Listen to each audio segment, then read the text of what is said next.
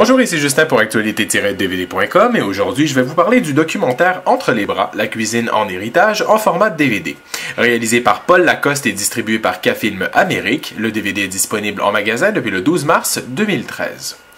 En 2009, Michel Brasse, à la tête d'un des meilleurs restaurants au monde, qui s'est vu décerner 3 étoiles, la plus haute distinction du guide Michelin, décide de passer la main à son fils Sébastien.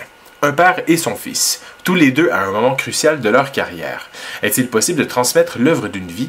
Est-il si possible pour un fils de se faire un prénom? Il y a de ces documentaires qui vous transcendent, qui vous élèvent, qui vous en apprennent sur des sujets auxquels vous n'étiez que très peu au courant. La cuisine occupe une place primordiale dans la culture française depuis des siècles et un documentaire sur l'une de ces tranches d'histoire semble être un sujet tout à fait intéressant.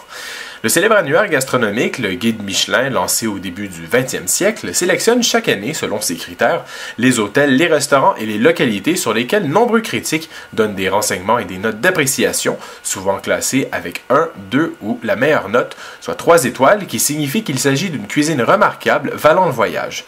Ces critères sont évalués selon la qualité des produits, la maîtrise des cuissons et des saveurs, la personnalité du chef dans sa cuisine, le rapport qualité-prix et la régularité dans le temps et sur l'ensemble de la carte. Fondateur du restaurant Brasse, situé à La Guillole dans le département de l'Aveyron, dans le sud de la France, le grand chef cuisinier français Michel Brasse, qui s'est vu décerner la 3e étoile en 1999, est le sujet de ce documentaire signé Paul Lacoste.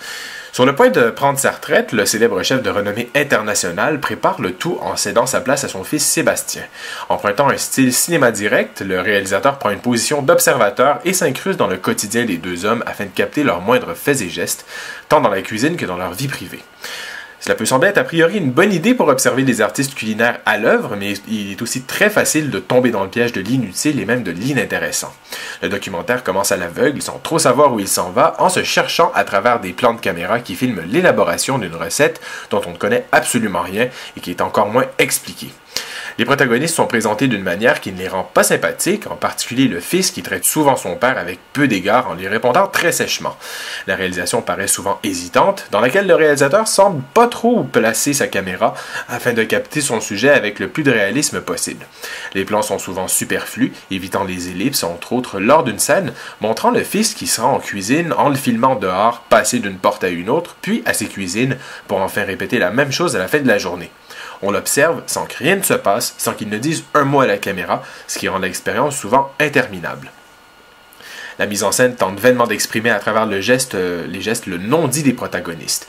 Pourtant, le synopsis du documentaire suggère le rapport d'échange et d'héritage familiaux avec un père qui transmet son savoir à son fils.